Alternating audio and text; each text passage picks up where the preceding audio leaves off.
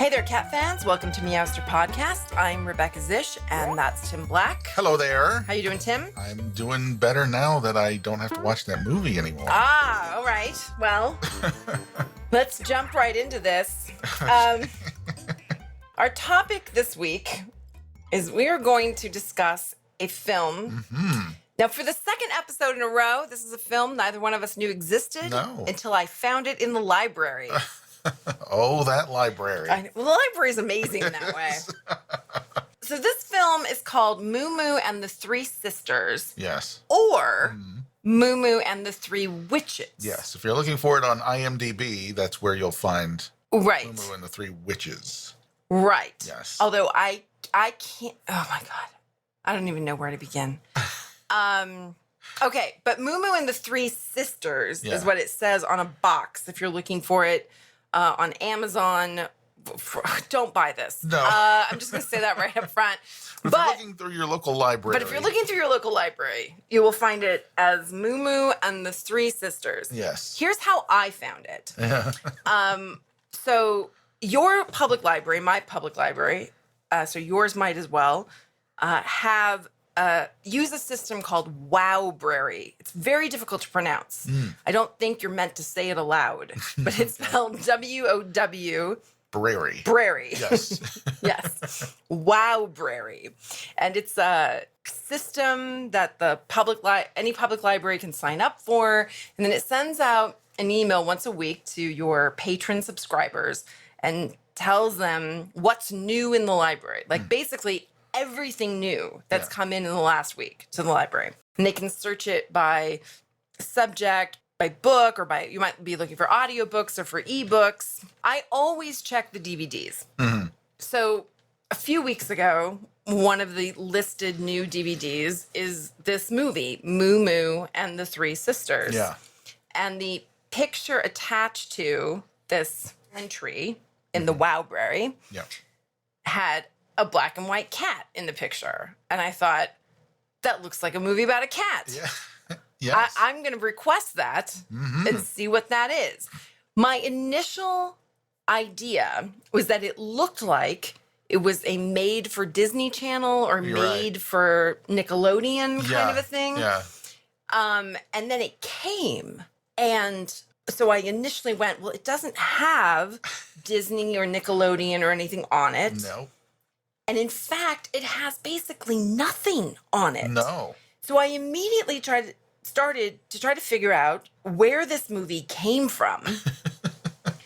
And to this time, you and I sitting here right now, it's been a couple of weeks. Yeah. I still don't know where this movie came from. No. It just appeared. Yes. And I have no idea why collections development in my library district decided to purchase it. But I'm really glad they did. For us to watch and talk about. Yes, I'm really glad they did. And in fact, if you go to IMDb and look for Moo Moo and the Three Witches, there is, as almost all IMDb entries, there's a link to like the film's website. If you click on that link, it takes you to a dead page because it's a URL that nobody owns. Okay, so if you click on that link, it takes you to a page, and basically it's like, if you want to buy this URL, you're like, no, I don't want to buy this URL. I wanted to know more about this movie. Yeah. And the production, so it's supposed to be a website for this production company, Magic Elevator. Yeah. Nothing. Don't know what that is. I've done what I can. I've tried to look up the director who's done like a couple of shorts. Things. Yeah. I've looked up all the producers. I've looked up the writers. Yep. Basically, all the producers and writers on this project have all worked on the same previous projects, which are also all movies nobody's ever heard of that came from nowhere. Wow. Yeah. So this just has appeared. It is American. I warned you about that. I said you're going to think it's Canadian. It's not. Right. Yes, it does. Yeah, it does have a somehow Canadian feel. Well, it's like when you watch Ghost Cat, you go, this was made in Canada. Definitely. No doubt about it. But this is no Ghost Cat. Like Ghost Cat has name actors in it and good production values. Yes, yeah. I mean, there's some questions about it. Right. But That's true. But nothing like this. Yeah. I mean, there isn't a single actor in this that's ever been in anything else I've ever heard of. Several of these actors actually had never been in anything before. And one of the actors is the executive producer of the movie. Wow. Yeah. So we'll get to this, but there's a character in the movie who's like a counselor or therapist or something. That guy. Yeah, that guy. He's the executive producer. Oh, he is not an actor. No, I told you. He's the executive producer. He bought himself a part in the movie. That guy. Yeah. Wow. The movie is not rated. It was not reviewed by the MPAA. Nope. It does not have a no animals were harmed note on it. No. Because I don't think anybody knew they were making this. I couldn't find any evidence that there was actually an animal trainer even on set. No. I think it's similar to a talking cat, where I think the cat in the movie is just like somebody's cat. Right. I don't know whose, but it's just somebody's cat. Yeah. Like the caterer's cat or something. I have no idea. Yeah, and I mean, this is totally me guessing because there's no information. We can't say for sure. No, we can't say anything for sure. We do know it's 90 minutes long. We do know it was filmed in December of 2015. Yeah. So the turnaround on this was actually pretty fast. Pretty quick. But the editing is terrible, and that's pretty clear. No, and the fact that it's 90 minutes long, I'll get into it later, but there is so much more stuff that they should have and could have put in here to make it make more sense. How did they use these 90 minutes? Right, because and then there's a lot of stuff that doesn't need to be there. Exactly. Like with the material that is there, they could have cut out like 12 minutes, no problem, of just like people walking from place to place. Yes. And then they could have used that 12 minutes in other ways. For something else. But see, you just watched it yesterday? I just watched it last night, yeah. So I watched it like 5 days ago. Yeah. And in those 5 days, I have come to realize that I find it incredibly charming. Really? And I think if you give yourself a couple more days, you're gonna be like, yeah, okay. I mean, it's horrible. It is a horrible movie. I will say that I did find some parts of it charming. I will get into that later. Yeah. But there were some things that I did like. And there are a couple people in it who aren't bad actors. Yes, there's one in particular stands out for me. Yeah. Yeah. If you do get this DVD, I don't think there's any way else to see it. You would have to get this on DVD. I don't think it's streaming anywhere. I don't think it is, no. No, but literally you get the DVD, you put it in the DVD player, and all you can do is play the movie.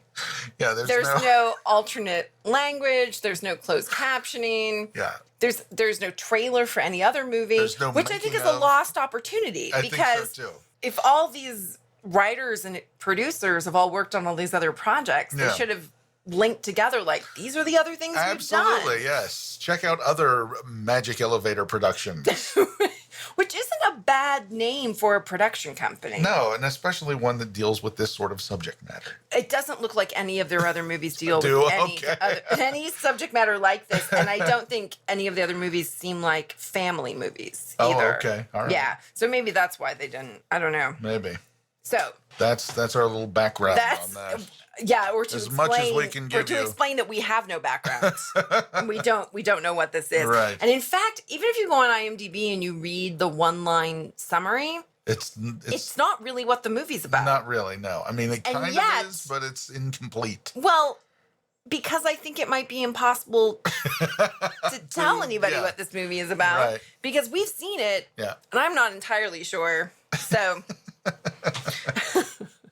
okay. Okay. So, the movie begins in what we are to assume is a witch's house. Yeah. And we are to assume that because it is full of, there's like a panning around the house, and there are roots, mason jars, like with things in them. But there was one that was full of mushrooms. Right. You're supposed to say, witch's house where they make potions, right? That's what it suggests. And then there's a cat statue and goblin statues. So I think the goblins are supposed to indicate I don't know, but something mysterious or supernatural. And then the cat statue is supposed to tell us, well, Yeah. there's going to be a cat in this movie. I mean, I don't know. The witch is familiar. Right. And then we see a girl running through a field and she's wearing a hood and she's making a toy airplane fly in front of her. Yeah. So we say, oh, I see. She's a witch. Right. So we've seen a witch's house and we've seen a girl, Doing like some 12, magic. Yeah. doing a little magic. Right. What's interesting, though, is in the very next scene, when she tries to do that same trick, she can't. Right. So she's doing it very, very well. When nobody's watching her. Oh, is that it? Mentions, She's nervous she mentions when that she gets nervous when somebody's watching her. Oh, Yeah. okay. Well, there's actually something in this movie that somebody explains. Makes sense, yeah. Oh, my goodness. Okay. So we go inside, not the witch's house. It turns out we're going inside a totally different house. Right, yes. Okay. And there's a girl who we learn her name is Matilda. And she's sitting on a bed and she's cutting up clothes. And she is the nastiest, worst child I may have ever seen in a movie. Yeah. She has no redeeming qualities. Nope. There's no nuance to her performance Not at at all. all, no. She's just crabby. Yes. Yeah. And you wonder, like, what is wrong with her? Why is she so mean? You're given no impetus background information for yeah, her. No. Yeah. What we come to understand, not through the movie, but through the one sentence description on IMDb. Without the one sentence description on IMDb, I don't think I may have ever figured out what was going on with this girl. But that one sentence description explains that she's an orphan. Right. And so what's happened here is she's been adopted. Or at least foster house or something like that. I read something else somewhere where it said adopted. Adopted, okay. Yeah. So, so she's living in with this family that's not her, they're not her blood relations, Right. but they've taken her in. Yeah, I mean, crabby is the word that I wrote down. Yeah. Like, she acts as if she has a terrible headache and everybody's just... Making it worse. Yeah. And why? I don't know. There's no reason for it. No. And like I said, there's no nuance. So it's not like, because she's a terrible actress. I mean, she couldn't be worse. Right. Yeah. Right? Yeah. And she's just mad on one note all the way along, like through the whole movie. She She does this. That's Yes, all through the she whole does. thing, yes. Yeah, she's at the same volume level through the whole movie, the same tinge to her voice. She never does anything else. And there's actually a point later when the adoptive mother character, whose name is Phoebe, says to another character, well, she has a heart of gold. And I'm like, no, she doesn't. We have not seen that. Why would we believe that? Right. And yet the actress who delivers that line is really emoting it. She's like really is saying like, but she has a heart of what? How? Where? Did you give this little girl actress a full copy of the script? Did she understand that she was supposed to be playing that? Yes, because she's not putting that forward. No, she's awful. Yeah. Yeah, and she's cutting up clothes, which we find out are clothes that her new family bought for her. Right. And she's just cutting them She's up. just cutting up a sweater. Why? For Why no is that a reason. thing you would do? I don't know. The other thing that we need to talk about is that this actress, this like 11 or 12-year-old actress, whatever, has a crazy lisp. Yes, she does. It's not a character choice. No. The actress has a crazy lisp. So she's a bad actress. She has a crazy lisp. And I'm sorry, I don't want to be mean to children, but she's in this movie. Right. Yeah. No, I know. Who makes that decision to cast this person in that role? This is a major role in this movie. Like, there were no other people auditioning? No, on the other hand, Yes. the little girl who was running through the field with the plane, Yeah. she's fine. She's okay. Yeah, I mean, she's not great. But in comparison, It's apples she and seems oranges. like a trained actress, Yeah. right? Yeah. And at least her character is sweet, Right. right? Now she's troublesome because she has magic powers that she is not supposed to let anybody know about. Right. And she is very defiant regarding that. Not in a rude way. It's just that she's told, don't go around showing anybody your magic powers by her mother. Yes. And she immediately turns around and starts doing magic. Like she doesn't even try to hide it. True. This is true. It does turn out that her father is not aware that she can do magic. And this is when we start to find out a little bit of the plot. Right. So Noelle is the nice girl. Right. The real daughter. Yes. The biological daughter. The biological daughter who has magical powers. Her mother, Phoebe, was born into a family where women have magical powers, Yes. but somehow did not inherit them herself. Right. And they skipped a generation in her family. And so Noelle has them, but Phoebe, the mother, does not. Yeah. And we learn in a little bit that Phoebe has two other sisters who live in that witch's house that we saw. Right. And they are both talented witches. So this is when I begin to ask a question.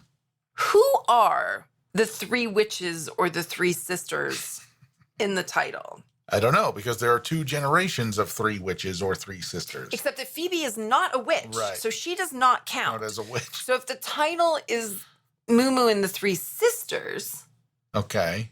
then it might be the two of that generation, Yeah. like the mother generation. It might be those three sisters. sisters. But they don't live together and they don't really do anything together. So Right. that doesn't make sense to me. If it's Moo Moo and the three witches, Yeah. then it could be Phoebe's two sisters and Noelle. That at least adds up math-wise. Right. And then we also later meet, of the other two sisters, the older one has two daughters Yeah. with no explanation as to who their father is. No. Where they came from. Where's he? Because at first it looks as if they're like maiden aunts, and then suddenly she's got two daughters that are both, here's the thing, both of those girls are 13. Yeah. They are acting as if one of them is like 8 or 9. And also, Throughout the movie, they act as if this one is significantly younger than the other do, one. yeah. And it kind of seems like she might have a learning disability. yeah, possibly. But also with regard to those two, they do not appear to be related in any possible way, even if they're two different fathers. No. And it would be impossible to have two daughters that look that dissimilar and are the same age. Right. But I do think that there was just a limited number of people who auditioned. This is what I think. Because you end up with what are the other witches' names? They all have names that are like, oh, those are witches' Those are witchy names. Yeah. I don't even know that I was describing them as the blonde and the brunette. There's Aunt Sabrina and Aunt Felicity. Felicity's the younger one, right? Yes, yeah. Okay, so the blonde one is Aunt Sabrina. She's the one who has two daughters. So neither of her daughters is blonde. No. But I think this is my theory that the script was written that she had like an 8-year-old daughter and a 12-year-old daughter. Yeah. But that wasn't available to them through the auditioning process. So they cast two 13-year-old girls and just had one of them pretend like she was 8. Yeah. But because they don't explain, and the one who's pretending like she's 8 is taller than the other it's one. insane. Which is why it seems like they're both 13 and one has a learning disability. Yeah. Yeah. Because she says things and asks questions that any 13-year-old 13-year-old would already know. Absolutely. Yeah. But even 13-year-olds with learning disabilities would know these things. Right. Like, doesn't she ask what love or marriage is or something like that? It's like, wow, insane what? like that. Yeah. How could you possibly? She's not asking in any kind of facetious way. She's very earnest. Right, because they whip up a love potion to slip into Aunt Felicity's drink. Yeah. They think Aunt Felicity should have a boyfriend. Right. Or at least the one daughter does. The one that is 13. He says with air quotes. Yeah. When the three cousins are together, They all look like they're the same age. Yeah. Yeah. Okay. Yeah. But see, they're cousins. It's two sisters and a cousin. Yeah. And so they can't be the three sisters, sisters, but they no. could be three witches. Right. Because they all have magical powers. Right. And then there's Matilda, Yeah. who I guess is like a foster sister or An adopted sister, Yeah. but does not have magical powers. So she couldn't, but that would be Four four sisters. Yeah. if you add them in. Right. Well, and then there's only two that even if you said that Matilda and Noelle are sisters through adoption, and you just said they're sisters, Right. that would only be two sisters. Right. And then the cousins would be two sisters. So that's not three. Okay, but if we go back to, if we consider the title to be Moo Moo and the Three Witches, we have the three sisters, two of whom are witches, one is not, Yes. but there is a third witch across the street. So Okay, and if they're okay, that can't possibly be what the title means. two sister witches. I know Moo Moo, the two sister witches, and the witch across the street. and the three sister witches. No, and the two sister witches and the cousin witch. The two sister witches, the cousin witch, the two sister witches, and the witch across the street, and Moo Moo. Who, spoiler alert, is Matilda. Yes. Oh my God. And actually, I think I came up with what I think would be the perfect title for this movie. Throw everything else away. The perfect title for this movie is Where's Matilda? Because they spend probably 20 minutes out of this 90 minutes saying, Where's Matilda? Where's Matilda? Where's Matilda? And doing this. Matilda. Moo Moo. Moo Moo. Matilda. What? It's true. It's true. There's a lot of that. There's a lot of that. Yes. Whew. Oh, boy. Okay. Oh, I have another question. Oh, boy. Well, about the whole idea of bringing Matilda into their family. Okay. Because there's no background on this, right? Like, what were they trying to have another baby and they couldn't, or Are they doing a favor for a relative that died or something like that? Or, right. I mean, I kept thinking like maybe it's going to turn out Matilda has magical powers too. Right. Yeah. Like, and this would somehow make sense.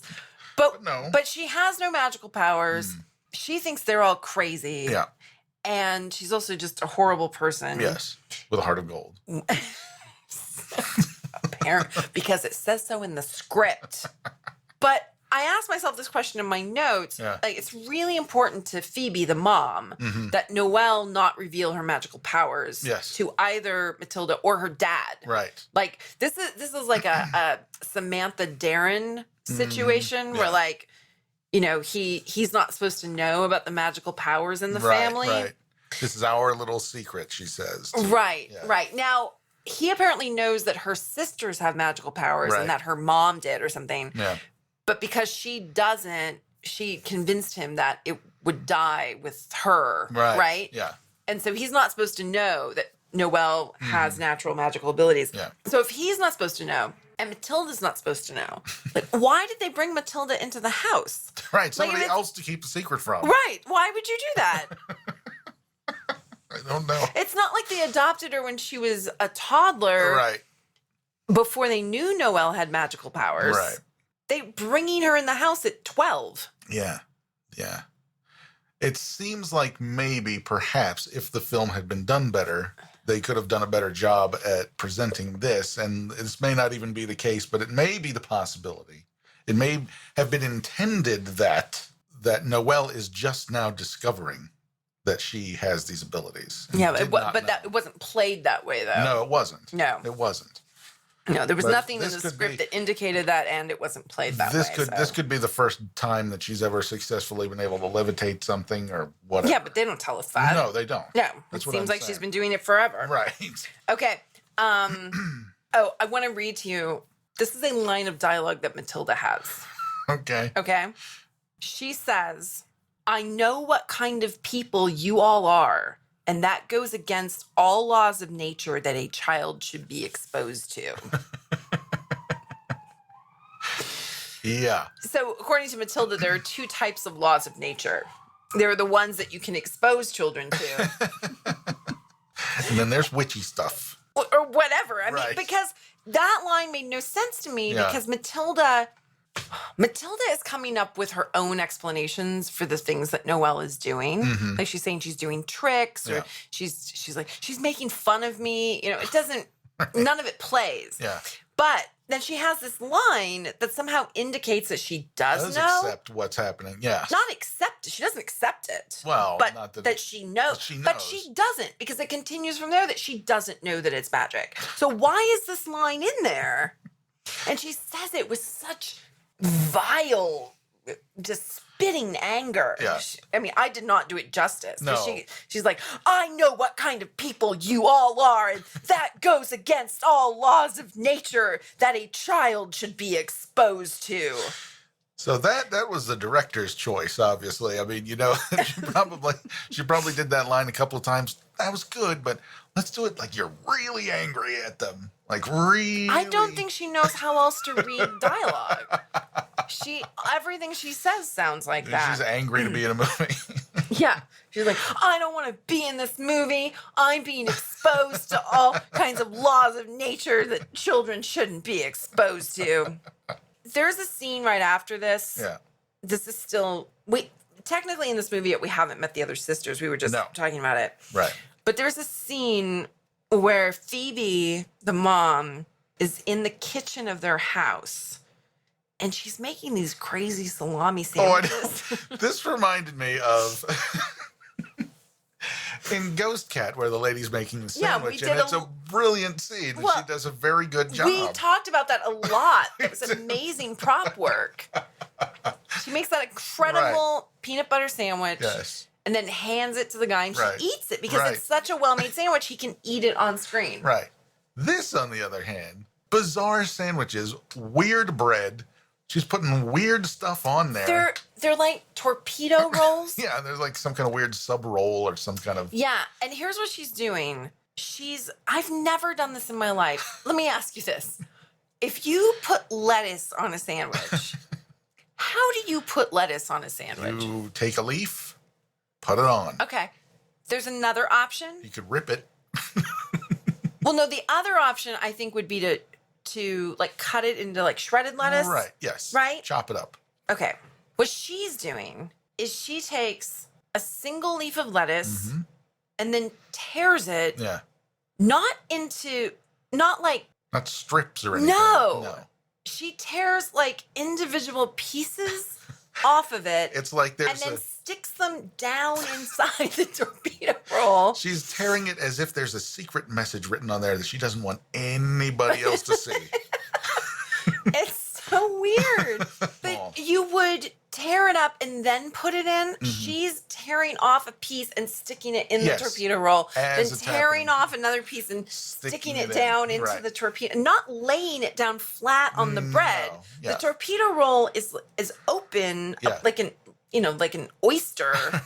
And she's sticking lettuce. She's like pushing lettuce. And she's like, I've never seen anything like it. I was so distracted.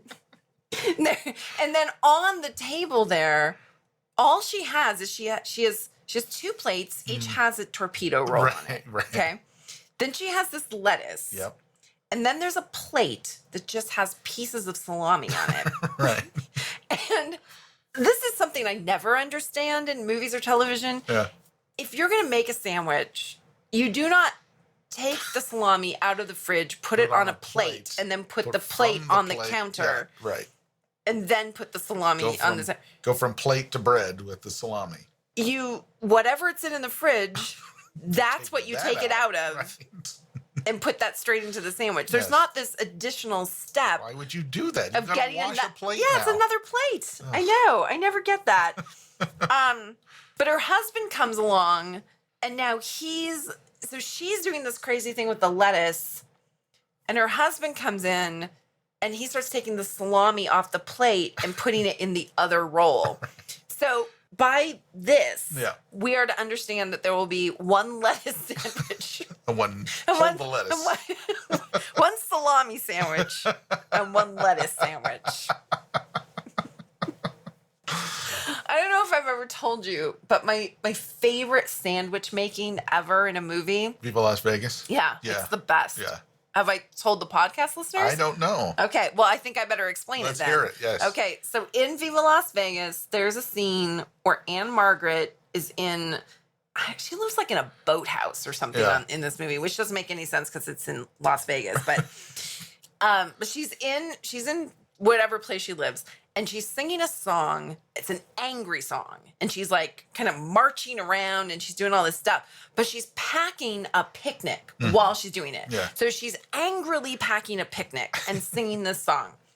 It's the weirdest prop business, all of it. But the weirdest part of it is that while she's angrily singing this song, she lays out these pieces of white bread, and then she spreads ketchup on all of them. Yes. Then she spreads mustard on each piece of bread, and then she flips them over so what she's getting is 2 pieces of white bread with ketchup and mustard on both sides, and she makes like 4 sandwiches that way, and then she puts them in her picnic basket, and then she marches out the door. That is gross. It is the strangest sandwich making ever caught on film. Oh, boy. I should do a whole podcast about sandwiches in You movies. should, yeah. But this is, This is a whole new thing. I'll let you know that in the rest of my notes, I refer to that character as Salami Dad. Salami Dad. Because that's all I can think of. Once he did that salami business. His name is Kevin. Yeah, I like to call him Salami Dad is much better. Yes. Yeah. Okay. So I have no idea what they talk about in that scene. No, they have some sort of conversation about what are we going to do about blah, blah, blah. Oh.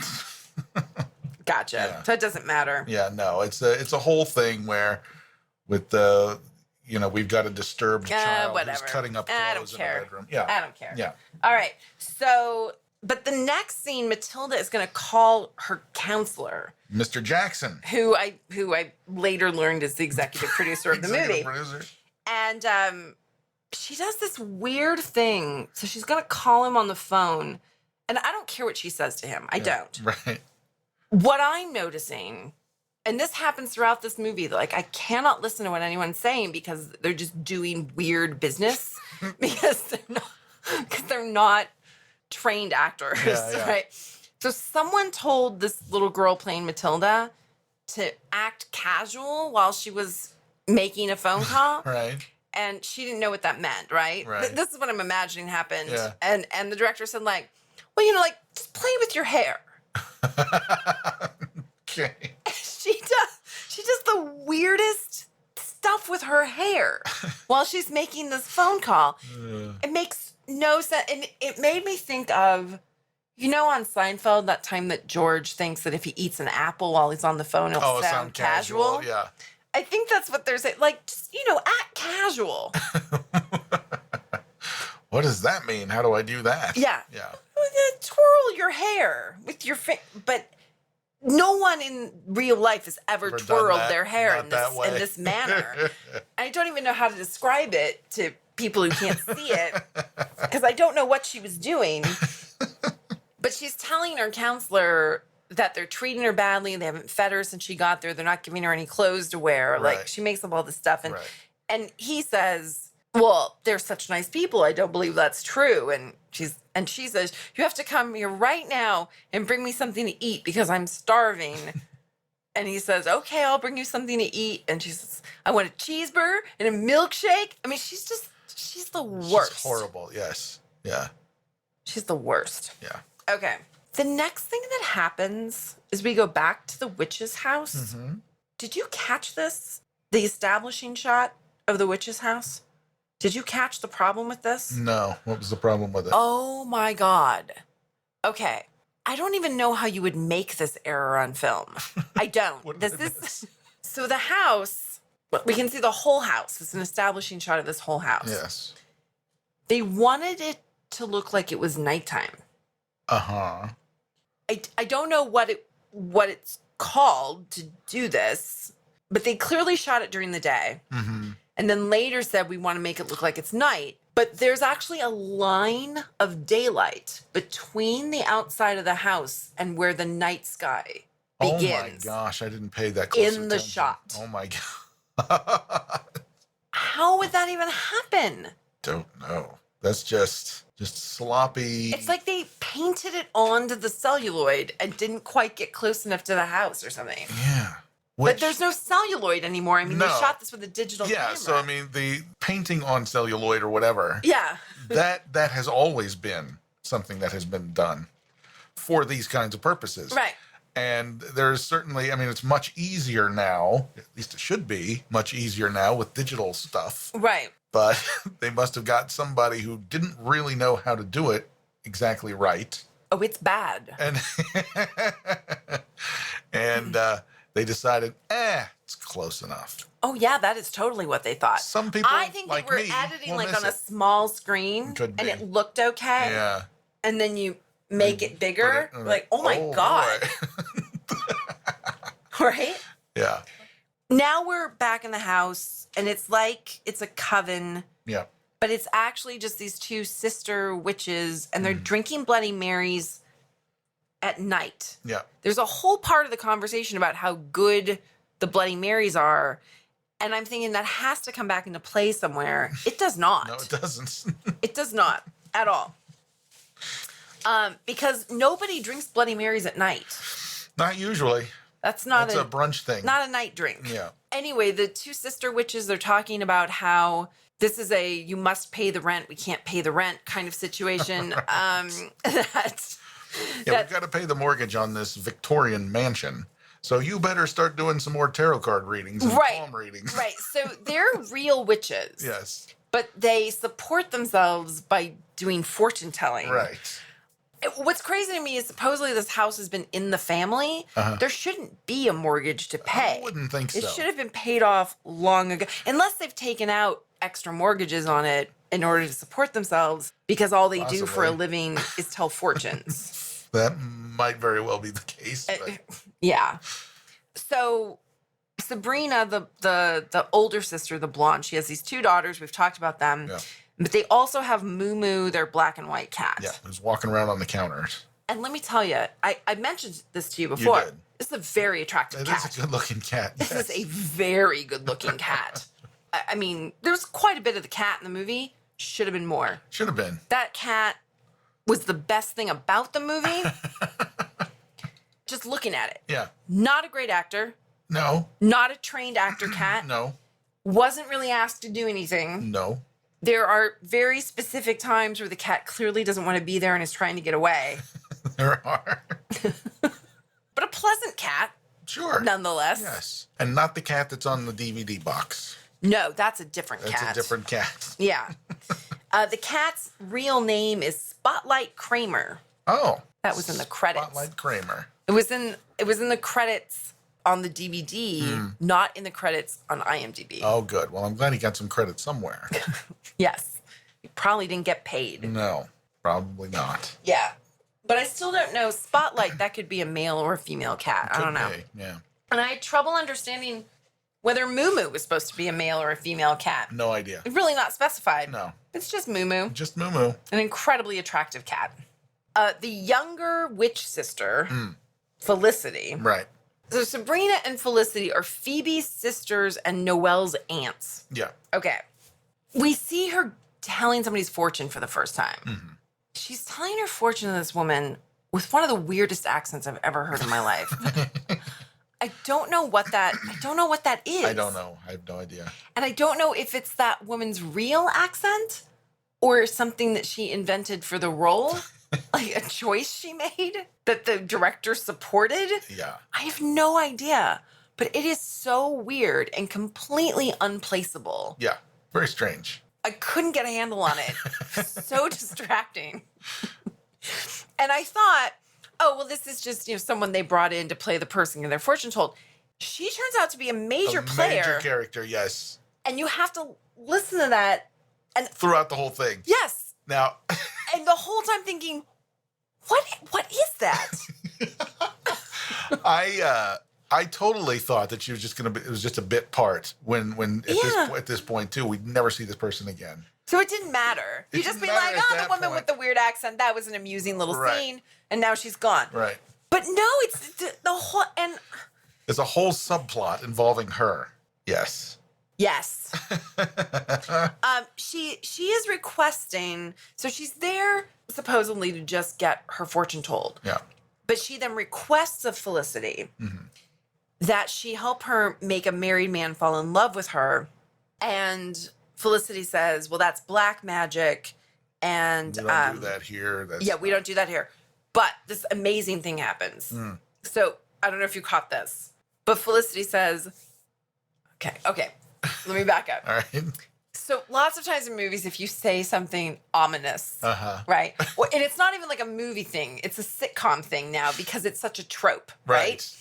So you would say something ominous and then it would go like, dun, dun, dun. Right. Okay. In this scene, Felicity says, that's black magic. And then there's like beat, and it's silent. And then dun, dun, dun. And then but it's not even the right rhythm. Like I did it better. It's like dun, dun, dun, or something like that. I had to pause the movie. So weird. Because I was laughing so hard. Because I think that dun, dun, dun, I think that's available on like every sound effect kind of, CD you could royalty get. Free. Right? Yeah, just throw it up there. And that's not what they had. They had their own. They had a custom one done just for them. And they didn't even lay it in at the right moment in the movie. They did not.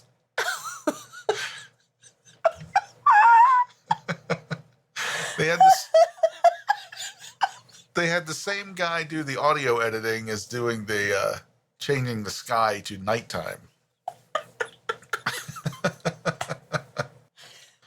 It's so funny. You would think at that moment that they're making a parody or something. And they're not. No, they're not. They just can't. They would have been better off with somebody off screen just doing what I just did. Yes. Just going, da, da, da. Oh my God. Yeah. Oh my God. After that, they're back at the first house. Yeah. Right? Right. We jump back to house number 1. And now it's daytime again. Right. And they're having dinner, but it's daytime. And then the counselor, Mr. Jackson, shows up with the food for Matilda. Right. And I said, it's the same day? No, it's insane. It doesn't make any sense. I swear to God, I thought we'd seen the daytime like, at the one house and then it was night because they used an establishing shot. It's night. They did. And they went to all the trouble to change it to make it look dark. And now you've gone back in time.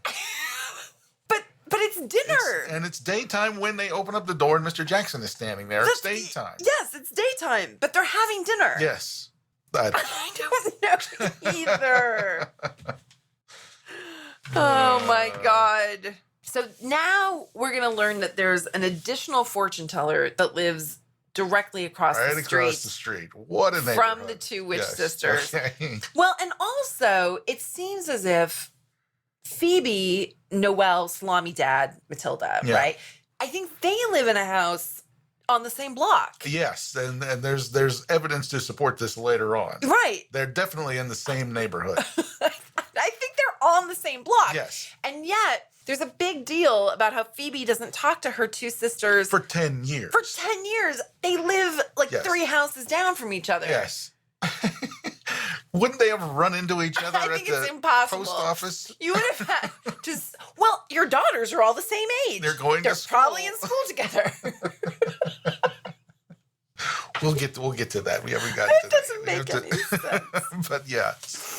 Okay, so. But very different style of house too, because the witchy ladies live in different kinds of old timey houses. Right.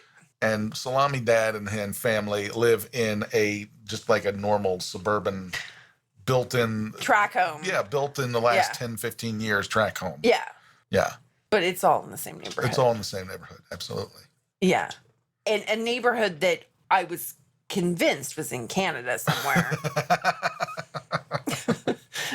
Nothing against Canada. They have very nice absolutely not. neighborhoods, Absolutely. but it really seemed like it. Now, here's the time on the podcast when Harriet sits on my paper and I can't see my notes. Everybody loves this time. It's also the time when I have to move keyboards and things to make sure that Harriet doesn't stop the recording. This is everybody's favorite part of the podcast. Yeah. Okay, I so didn't put it there for you to. she walked over to it. She goes, "Oh, is that where the keyboard is? I'll go stand over there." Oh my God. Okay, so this other fortune teller that lives directly across the street, Fiona. she also has a weird accent. She does. That I cannot place. Where did this come from? I do not get it. But the customer with the weird accent. Yes. Petunia. Oh my God. Also known as Miss Dorothy. Right. So her name is Petunia Dorothy. Believe me, I have a problem with that yes, too. Yes. Yeah, that makes no sense. Right. And I actually have that in my notes, Miss Petunia Dorothy. Right. Okay, so the additional fortune teller with the weird accent, Yeah. we now see her giving a fortune or telling the fortune of the customer that was previously with Felicity. Didn't get what she wanted. Didn't get satisfaction. Right. So she goes to the other fortune teller and she asks her for a love potion for the same reason. Yes. That she wants this married man to fall in love with her. Right. Okay. Now we go back to the witch's house. Mm-hmm. And this is when we find out that the girl who's supposed to be younger, but she's not, she's the same age and she's taller, Yeah. does not know what love is. Right. My God. It's. That's not even a thing. I mean, what I can you even think. do with that? You can't even do anything with that. That's not. That's. Look, working with kids, like I look at children's books all the time, right? The word love is in books that you read to babies Yeah. from birth. There is no child. It does not understand that concept. That is a concept that, yeah. That's why I think she must have a learning disability. I mean, Or is not of this earth. okay. Or is just learning English. Maybe. I don't know. Maybe she does that all the time. What does butter mean? What is a hat? Right? Yeah. That's just her thing. Uh, Anyway, okay. So we're in this house. We're in the witch's house. The good witches, right? yes. Yeah. Felicity and Sabrina. And you've got the two sisters there. There's this moment in this scene. So they decide, the two younger sisters, they decide they're going to make this potion, whatever, blah, blah, blah. There's this moment in this scene where all those characters are in the living room and each of them stands up and walks around the couch and up the stairs. Yes. Yes. And then the next one stands up, walks around the couch and up the goes stairs. Yeah. It happens 4 times. They could have cut 4 minutes out of the movie right there. Absolutely. What was that about? Why did they do that? I mean, maybe there was an idea about like a music cue they were going to use, or they were going to put some special effects in or something. Because there are some special effects in this movie where there's like sparkly things in the screen, Yeah. you know? Yeah. Yeah. When there's magic dust and whatnot. Oh, yeah. There's a lot of talk of magic dust in this. Because let's not get too specific about what the magic is. But this thing with the people walking around the couch and going up the stairs was so bizarre because it was the first person walks around the couch, goes up the stairs, and it's not until that person disappears from the screen that the next one gets up and walks around and goes up. Form a single file line and go up all at once. You don't need to show them going up the stairs. It has nothing to do with anything. No. So thinking about it later, like when I went back through my notes, I wondered if perhaps the idea was really they were going to make them look like they disappeared. And so they did like one at a time, but then they didn't go back and do that. But they thought, oh, this is a thing. Or like maybe we need to get to 90 minutes to get certain support or to get the MPAA to watch it. No, they didn't. Yeah. Yeah, I don't know, but it was bad. Yeah. So stupid. I know. Okay, so Miss Petunia Dorothy has gotten her potion, Uh-huh.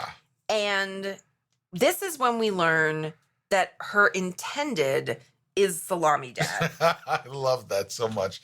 Petunia lives next door. She lives next door.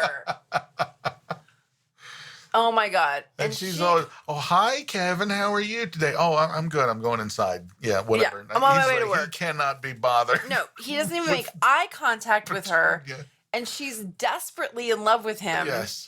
And she insists, because he calls her Miss Dorothy, Mhm. she insists that her name is Petunia. Yes. But when anybody else calls her Petunia, she tells them to call her Miss Dorothy. Yes. Which could have been a funny gag if delivered. If they played it right, Yeah, it could have been but something. it's not No. anything. No.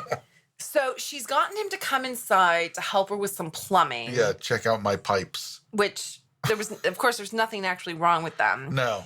And then she insists that he drink this drink she's made for him, which is just so like. Which was like Sunny Delight and some sort of roofie powder, which she mixes together right in front of his face. Yeah. He's under the sink and she's mixing it up right there. Yeah. Oh my God. You gotta have that ready to go before he comes inside. She has clearly never given anybody a love potion before. She didn't know, but she got it done. Well, she gave it to him. He passed out. And well, now that wasn't the love potion that she gave him. That was just something to knock him out. To knock him out. And then she tied him up, put duct tape over his mouth, tied him up to a chair in her garage. I thought it was a basement. I thought it was the basement at first too, but later on you can see clearly that there's a garage door in the background. She's in the garage. Oh my God, she's in the garage? Yes. Anybody could find him. Of course. Yes. Oh my God. And she thinks that this makes sense. I mean, she's crazy. She is out of her mind insane. Yes. Yeah. And at this point, a felon must be locked up. And I want to just express here, I didn't care about Salami Dad. No, Salami Dad was he could have been a likable character. Yeah. If there was some sort of dimension to the way he played it. It was just like he was just an absolute generic person in this film. Well, even when he's tied up and gagged, there's no sense of urgency or danger. No, that's why I didn't care. I'm like, this will play out. Yeah, exactly. I wasn't the least bit worried for his safety. No. Yeah, she should have been, Miss Petunia Dorothy should have been more crazy. Yes. Where you actually thought she might hurt him. Yes. And he should have been more desperate. Uh-huh. But also, I didn't care about him before that. Because the only thing that indicated any kind of personality at all was that he didn't want to know about magic in his house. Right. Yes. There was nothing else. Like, I think the movie would have played better if Phoebe was a single mom. Yeah. And maybe she's the one that Miss Petunia Dorothy's in love with, I mean, like that would have created a sense of urgency. Sure. And then you got Noelle and Matilda who don't get along, but they've got to work together to go find the witch ants. Yes. And they'll help them find their mom. Yeah, it could have been a whole other thing. This is a much better movie I'm writing right now. But you also need actors who can play it. Yeah. Okay. So enough of that. We know Salami Dad's tied up. Obviously, we'll get back there eventually. Get back to Salami Dad. But this is what this movie does. It jumps. It jumps around. Back and forth. Like, it feels like you're watching an episode of a sitcom with an A, B, and C story. Yes. And they've got to move through the stories. Yeah. Because they've all got to tie up together at the end. Right. So they just bounce through the A, B, and C stories.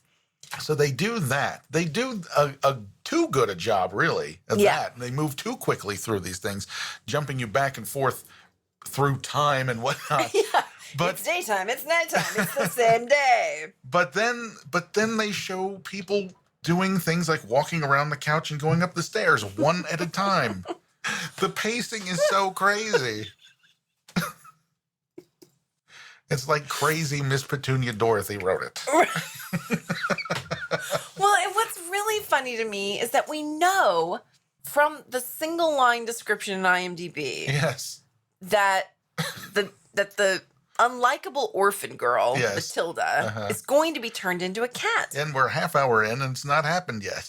Exactly. Like when is this gonna happen? Not only that, we're a half hour in. Baloney Dad's been Salami Dad has been kidnapped, and Matilda and the sister have not even met their other family yet. No. It's insane. Yeah. And we've been introduced to an additional witch and an additional house. We're like, how does this all go together? Right. What I love about the other witch, I got to say this, Well, did you notice that she's always wearing the same outfit? Oh yes, absolutely. Yeah. Yeah. What I love about her and her introduction into this thing, and the fact that she's right across the street from these other witches. These other witches are talking about how, we got to get some more people in here. We got to tell more fortunes so we can make enough money to pay the mortgage this month. Yeah. And there are people lined up all the way out down across the street to see. So many people lined up. Yeah, huge line to see the other fortune teller. To see Lady Fiona. Right, but Felicity and Sabrina are convinced that she's a fraud. Right. They're like, oh, she's just telling them what they want to hear. Right. That's why they're lined up to see her, because she's a fraud and she just makes them happy. That business isn't going to last. They're going to come right back to us as soon as. Exactly. Yeah. Whereas they're really telling people their future, and it may not be what they want to hear. We're legit. But the fact that there are so many people in this community that are seeking the advice of witches. No, they don't know they're witches. On such a regular basis. Well, seeking fortunes told. Yes. Yes. And or possibly potions. Yeah, and the fact that apparently in whatever community this is, you can have a business license to do this business out of your home. Right. I also thought that was curious. Yeah. It's a whole Secretary of State department in that state for licenses for chicanery. But speaking of fortunes told, we go back to the witch's house at this point. Yeah. And Felicity is giving a tarot reading to Moo Moo the cat. Yes. This is my favorite moment in the whole movie. Moo Moo the cat is sitting very patiently on the kitchen table. And looking at these cards. Yeah, actually looking at the cards. Right. Like, it's intently looking at the cards. And Felicity is telling the cat her fortune. I don't know. Still don't know. I don't know. Yeah. Yeah, I really don't think they tell us. I don't think they do, and I don't really think it matters. Yeah. For the purposes of this story. Right. Although probably we're supposed to think it's a girl because Matilda's turned, and if it were a male cat and they turn Matilda into the male cat. That would be a whole other weird thing. Yeah. Something that they're probably not willing to explore in this film. They don't wanna... But God, wouldn't it be amazing if they tried? That would be. Harriet's trying to stretch and be curled up at the same time. And she's just managing to lift her back legs. That's all that's eventually happening. Okay, so Phoebe realizes that her husband is missing. Yes. At the same time that Noelle has decided to wear her fanciest dress for the day. Sure, why and she says to her mom, "Look what I'm wearing. Like, I'm going to wear my pretty dress or something." Why are you wearing your $1 million dress, she says. Is that what she says? Yeah, she says, "Why are you wearing your $1 million dress?" Yeah. Yeah, that dress is like a $29 dress from Ross. Sure. But I like that they call it a $1 million dress. I kind of like that. Yeah, but it's also not a terribly fancy dress. Because it looks like $1 million. You look like $1 million, chick. Yeah, but she says something about like having a good day or something or other. Anyway, this is when Phoebe realizes that Kevin's not there. Right. Salami Dad's gone. Have you seen your dad? Where is he? Haven't seen him for a while, like not since yesterday or something. Even though we can't tell what day it is, the day and night are all screwy in this we're neighborhood. Assuming it's morning at this point. Maybe this is Alaska, like very towards the North Pole and within the Arctic Circle. Day and night are sketchy at best. Oh, no. I have no idea. So Phoebe has this idea that if she's going to spend the day looking for her husband, Right. that she's going to take Noelle and Matilda to stay with her sisters. Right. Whom she has not seen for 10 years. Right. Why can't they just go to school? That's a good point. First of all, maybe it's summer. I don't know. That hasn't been established. We don't Maybe have no it's idea. Saturday. Maybe it's Saturday. And let me also tell you this, that those two girls are old enough to stay home on their own. I would think so. But yeah, it does not make there's so much of it that doesn't make sense. Because she goes and takes them to the witch's house. And they're like, oh, look who it is. We haven't seen you since you ran away 10 years ago. Ran away with Kevin, apparently. Ran away with Kevin, yes. 10 years ago. Noelle is at least 12. At least, yes. And they had never met Noelle. Even though they live down the street. Even though they lived down the street. And so, okay, so I haven't spoken. We've had some sort of falling out. You've had some sort of falling out with some members of your family. You're going to all of a sudden, out of the blue, you would think that maybe she would go to Miss Dorothy Petunia. She's crazy. She's You're not crazy. going to take your kids next door to the crazy person.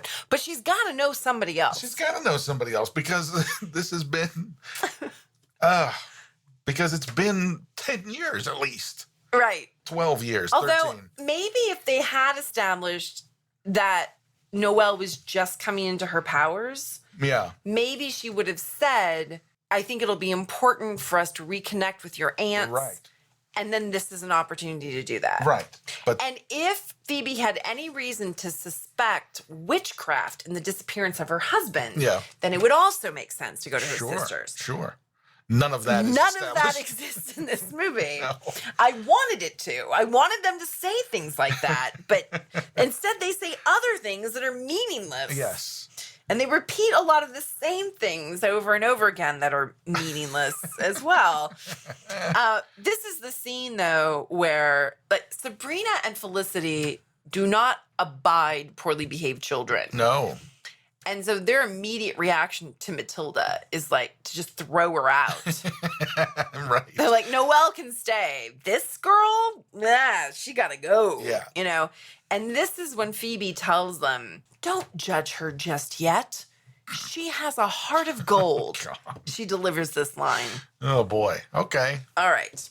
Okay. So yeah. So the kids are dropped off at Auntie Witch's house. Mm-hmm. And And then the two cousins, yes. whose names I don't know. Right. And Phoebe's gonna look for Baloney Dad all day.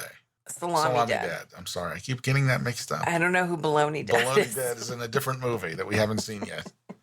I bet it's coming though. It's coming. Yeah. It's out there somewhere. The Baloney Dad Right. movie. Kevin. His name is Kevin. Who is tied up in Petunia's garage. Right. Yes. There was a reason why I wanted to draw attention to the fact that Noelle had put on her $1 million dress. Mm. Because when we get to Aunt Witch's house, Yeah. the two cousins that have made the potion for Felicity, Yeah. they've decided that they also do not like Matilda, and they're going to make another potion Yes. to mess with Matilda. Right. The one who's supposed to be older, Uh-huh. who actually appears younger, Right. but she's supposed to be older, she is wearing a black sequined cocktail dress. She's supposed to be like 13. Yeah. Saturday afternoon.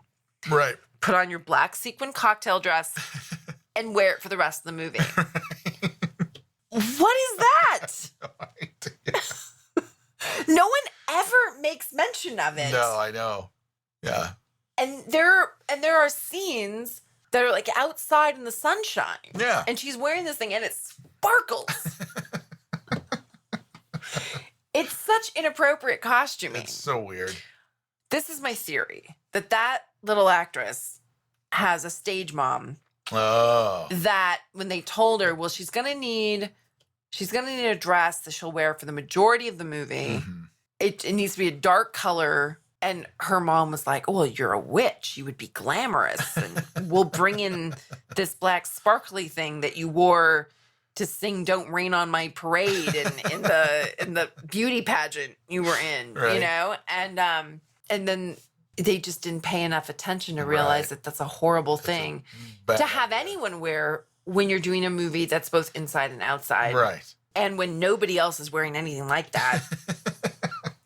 Oh my gosh. And when, you're supposed to be 12. Right. Yeah. None of this adds up, right? No. Okay, so they're going to make this potion, the two cousins. Right. To play a trick on Matilda. Yes. Oh my God. Okay. The plan was to turn Matilda into a pig for a day. Right. Yes. Oh my God. All right. Let's break this down. Okay. So they make a potion, but they have to say an incantation over it. Right. The younger sister is mad because she thought she was going to get to say 2 words in the incantation. And the other sister in the black sparkly dress says, no, you won't get it right. And so we know that the younger sister is going to say something that'll change the potion. Okay, we know this is what's coming. Yes. But she keeps saying my 2 words. I want to say my 2 words. And when it gets down to it, what she says is 3 words. 3 words. Is that what causes the mistake I don't in the know. spell? I don't know. I don't know. I don't know. So, but she says the words becoming a pig, Yes. which are clearly 3 words. Right. And even though she says becoming a pig, Matilda turns into a sheep. What? Yes, they slip her this potion into some Kool-Aid or something, and Matilda drinks it, and then she comes She's in. always thirsty. Yeah, she's always talking about how she's thirsty. I think she might have diabetes. That's what I was going to say. She might be diabetic or something, because she's always, that's the first thing she says when she comes to the witch's house. I'm thirsty. Where's my drink? I need a drink. Let's get some drinks. Where are those Bloody Marys everybody's always talking about? Jeez. Oh my God. She's so dehydrated. All the time. When she called salt in her diet. When she called Mr. Jackson at the beginning of the movie, she's like, they don't give me water. I'm dying of thirst. I'm so thirsty. Yeah, there are things like that in this movie where they're trying to establish elements that'll make he says something later make sense. Yeah. But they overplay the things they choose, and then other things they leave out altogether. Entirely. Oh my God. So even though she says the words becoming a pig, Matilda turns into a sheep. Makes no sense. We don't know why. And then, that is when they say, Mom's gonna be mad. Right. So if they had turned her into a pig, Mom wouldn't have been mad? I have no idea. I don't get that. I don't know. Could not make sense of that at all. So they try to fix it. And then from a sheep, she turns into a duck. Right. And they're like, oh, well, that's no good. You can't be a duck. That. No. And then from a duck, she turns into Moo Moo the cat. Which I don't understand. This doesn't make any sense to me. This makes 0 sense. Right.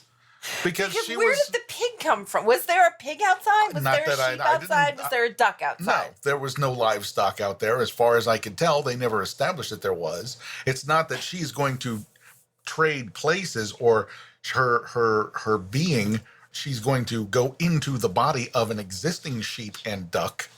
It's like she's going to become a pig or a sheep or a duck. Right. And they didn't just turn her into a random cat, but the cat that already lived there, the cat that already existed. No, it makes no sense. There's no... That was infuriating to me. There's no rhyme or reason to it at all. This is when I started texting you. To say this movie doesn't make any sense. Yes. Yeah, it doesn't make any sense. But that they're okay with. Like, they don't try to fix that. They're like, well, she's Moo Moo. Okay. Why did they stop that? Would have made me the most mad. Like, that's my cat. She can't be my cat.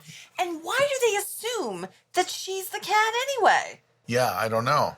By the way, just so everybody understands, there's no, like, camera tricks done here. Literally, like, Matilda's there, then a sheep walks through the front door of the house. Right. And so there's no reason, it would be just as likely that a random sheep has walked through the front door of the house.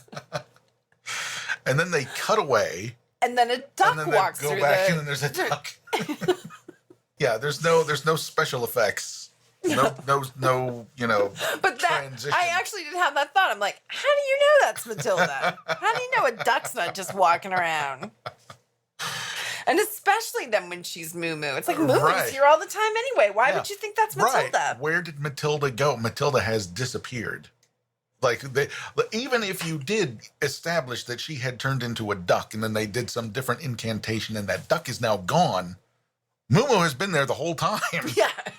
So why would you assume that that's what happened to Matilda? It's like, Matilda has vanished. Matilda has now disappeared, no longer exists as far as we can tell. Yeah. No reason to think that she's your cat that was already here. Right.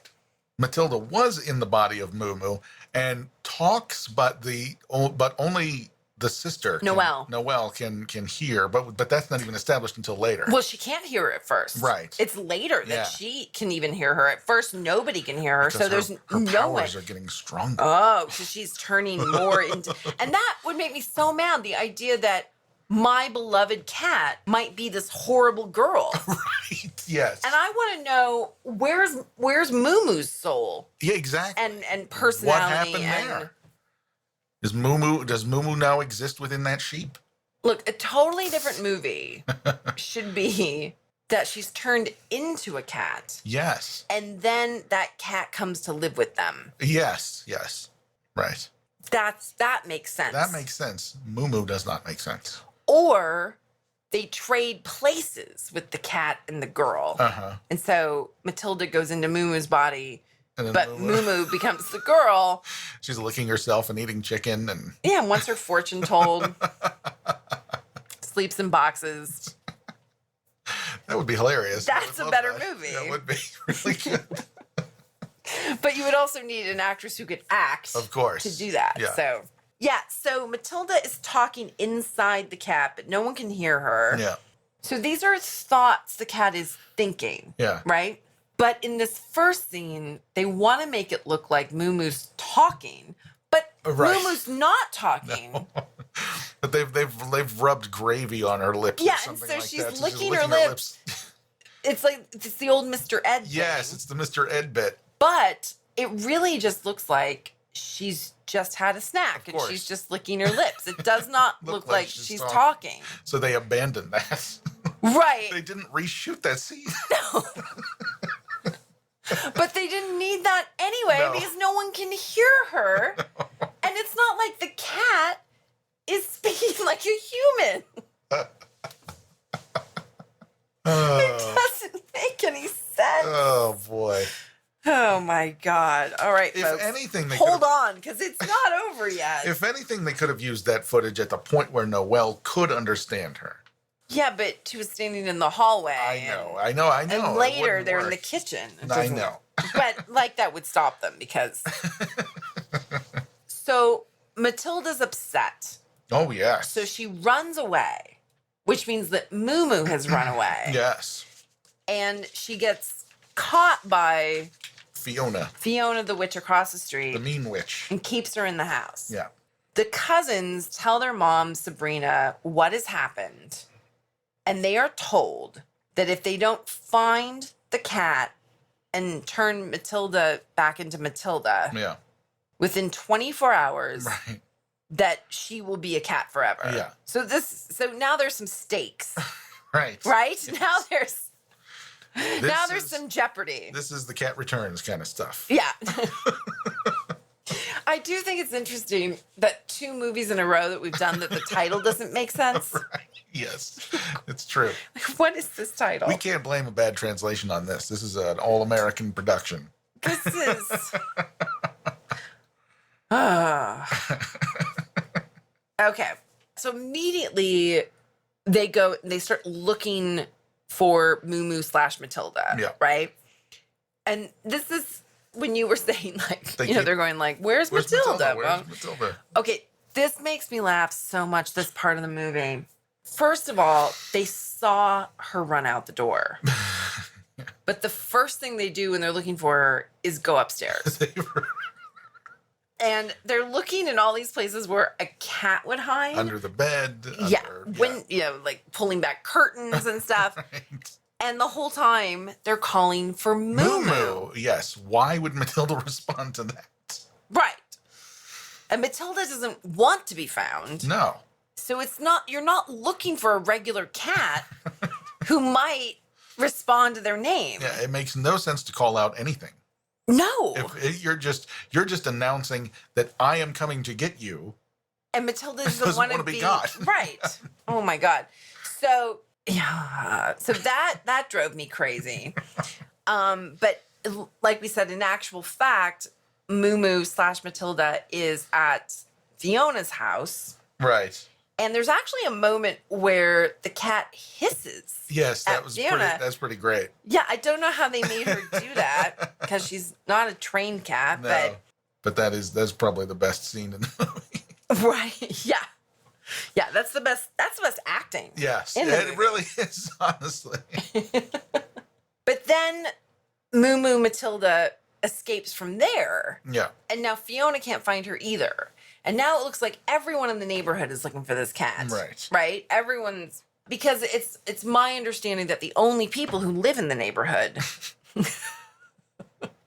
are the witches And the customers. Yeah. And Phoebe and Salami. But this is also the first time that the girls encounter Fiona the Mean Witch when they're Yes. Yeah. She's very threatening. She to really them. is. Yeah. Yeah. Very scary. It's very scary. And then somehow, just as quickly, the girls find Moo Moo Matilda again and take her home. Yes. So the lost cat business gets taken care of really quickly. Yeah, and actually at this point, Mean Witch is now searching for Moo Moo and can't find. Right. Yeah. Right. So now we're back at the witch's house, and now Mr. Jackson is coming to check on Matilda. Because apparently she had called him again. Yes. Actually, right before that, I have here that Mom shows up with some stuff to give to the girls. And she's like, "Where's Matilda? I want to see Matilda." They're out playing. They're out playing somewhere. They're playing hide and seek, blah, blah, These blah. people are the worst liars Oh, it's so bad. I've ever seen. I know. But I have a note here that not only has she not found Salami Dad, but she hasn't called the police or maybe checked in with some hospitals or anything like that. She genuinely does not seem too concerned. I don't know where she's looking. I don't either. It seems to me like Is she's she going door to door? It seems to me that she's just kind of happy to have a day off. She's like, I got no kids here. No, I don't know where she's looking. I wondered that so many times. And here I'm thinking She doesn't seem that he's in a basement somewhere, right? But you're telling me he's in a garage. So she might have just gone around opening garage doors and she might have found him, you know? Okay, but the counselor. Mr. Jackson comes He in. comes looking. Yep. And no one can lie, but specifically the younger daughter cannot lie. Right. And then this weird thing happens where he gets frozen. Yeah. I watched that 3 times No, and what could not happened? figure out what was happening. Okay. Yeah, I have in my notes here that he's looking for Matilda, can't find Matilda, everyone's lying, but they're poor liars. Yep. And they're looking for a spell that'll turn Matilda back into Matilda. But the Mr. Jackson guy says he's thirsty, and so the one witch gives him a drink. Yes. And he says, this is his line. Yeah. He says, "A little bit sweet for a juice, if you ask me." We see nothing else happen. And the next time we see him, Yeah. it's because Phoebe's come back to see her daughters, to check on Matilda. Yeah. She opens a closet door, Yeah. and he's in there totally frozen with the weirdest expression on his face. Yeah. But there's never any explanation. So the juice froze him? No, what happened was earlier on when the girls were making a love potion for Right. Aunt what's her name? Aunt Yeah. Felicity. Yeah. They slipped it into that pitcher of juice or whatever Sure, into okay. the refrigerator, unbeknownst to her. She served it to him. That part of it I get. Why did it make him frozen? Felicity froze him because he was getting a little too crazy because he was all of a sudden madly in love with her because he had that love potion. Because after But he we drank, never saw her do that. We We're never just supposed to assume it? we never saw her freeze him. No. But we did see him talk about how beautiful she was and all this kind of stuff. Okay. And then it is mentioned at some point when Mom sees the frozen Phoebe. Yeah, when she sees frozen Mr. Jackson, she's like, "What is this all about?" And it's something about how he was getting out of hand or whatever. He had to do something to But deal we with never this guy. see her freeze him. No. I'm not crazy about No, that. you're not crazy about that. That never happens. No, the first time we see So- him frozen is when he's in the closet. So the only thing that makes sense, if you're just watching the movie, Yeah. the only thing that makes sense is that the juice that she gives him makes him frozen. You see where I come to that conclusion? I can see where you come to that conclusion. Because there is nothing else is explained. If we're going completely on what is actually in the text of the film, that's what happened. Okay. What an odd thing to say. A little too sweet for a juice, if you ask A me. little bit sweet for a juice, if you ask me. So weird. That's what he said. Oh my God. So Phoebe comes back in. She opens this closet. She sees him standing there. Yeah. She closes the closet. She keeps talking. She opens the closet again. It's that classic sort of delayed. Then she takes like a long 3 beats. Yeah. And then she screams. Yeah. Yeah. Yeah. It is, the classic farce. There's something in the closet. Right. I was too busy doing something else. I didn't notice it. Right. The way you act that as an actor is you have to have the moment where the realization comes across your face that you saw something unusual. Yes. That is going to make you open the closet again. Someone who's really good at that was always Lou Costello. Of Lou course. Costello was amazing at that. In every Abbott and Costello movie, he had a moment where he did that. Yes. This actress cannot do that No. because she has no realization ever come across her face. No. It honestly just looks like I open a closet, I put my coat in there, I shut the closet, I turn around, I turn back, I open the closet, I shut the closet, and then I scream. Makes no sense. Yeah. Someone just gave her a series of actions Right. to take. But rather than apply some sort of logic to it. The scream comes so late. Yeah, I know. It's ridiculous. And you have to think that was the best take they got, Yeah, exactly. right? Exactly. At least at this point. So now they're like, oh, we got Mr. Jackson here and Salami Dad's still missing. And, there's a lot going on. Yeah. Right? We got this fake fortune teller across the street taking all our business. Matilda's a cat, our own cat. We don't know what's going on. We love our cat. That's Yeah. a problem. Right. There's a lot going on now. Lots. The one good thing that's changed, of course, is that now Noelle can understand what Matilda's saying. Yes. So, again, I think it would be so much easier if we were to understand that Noelle's powers are coming into being. Right. Like, maybe it's her 13th birthday. Like Yeah. there should have been Something. Yeah. yeah, but so at least that's okay because now Matilda can communicate, Noelle can understand her. But oh my God, what the actress who's been, Matilda who's been turned in to Moo Moo, Yeah. the actress's delivery of her lines As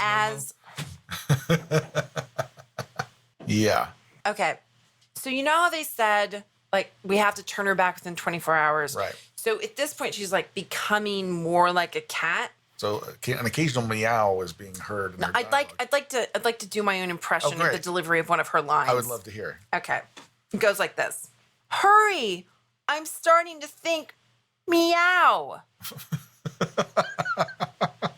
That's very good. Why couldn't she at least go meow? Yeah. Like make a meow that sounds like a cat. Yeah. No cat in their head. Harriet is not walking around going meow, meow, meow, like in a human voice. Yeah. No. What they should have done, of course, is hurry, I'm starting to think, and then the actual cat. says meow. Meow. Right. That's the way to do it. For sure. Can I do it again? Yes. Hurry, I'm starting to think meow. But Noelle, who I think is that young lady, is the finest of the 4 young actresses Yes. in the movie. Yeah. She then has a good line where she says, I think she's developing cat-like symptoms. Yes. And she that's delivers good. it nicely. She does, Yeah, she doesn't lose that joke. Right. I mean, it's good. Now, none of the other actresses on screen at that moment Yeah. react to her line, No. which is a problem. Because then you're thinking, okay, can no one hear her? Right. Like, Yeah. She is expressing that there is an urgency now. Yeah. This is, okay, this thing where it sounds like she's going to turn into a cat full time. Yeah. This is starting to happen now. yeah. So, clock But- is ticking. She also doesn't like Matilda. Right. So I really like her delivery Yes. of that. Yeah. Like, she understands, I need to tell everybody else that this is happening, but I at the don't really same care all time, that much right. because I think she'll be better as a cat. I think, like, and I get all that from her comic delivery of this Right. line, but it's just so weird that nobody else in the scene acts as if they've heard her. Yeah. It's like they're all so worried about what their own next line is that That's they're probably true. forgetting to react to what anybody else is saying. Yes. It's Weird. problematic. Yeah. Okay, so they've got to figure out how to turn her back into Matilda, the Yeah. human. And, this is when Salami Dad is back. Yes. Meanwhile, Salami Dad is still tied up in the garage, in that psycho's garage. Yeah, but now he's escaped. Well, before he escapes, we want to talk about this because she brings out the love potion Oh, I don't care in about this tiny vial. Look, I wrote a great I big know, what? but I don't I wrote care. a Go great- ahead, what? fine. She I'm comes just up- letting her know I do not care about this storyline at all. This is the part of it I do not care about. I'm going to go through this very quickly. But Okay. she removes the tape from his mouth. Okay.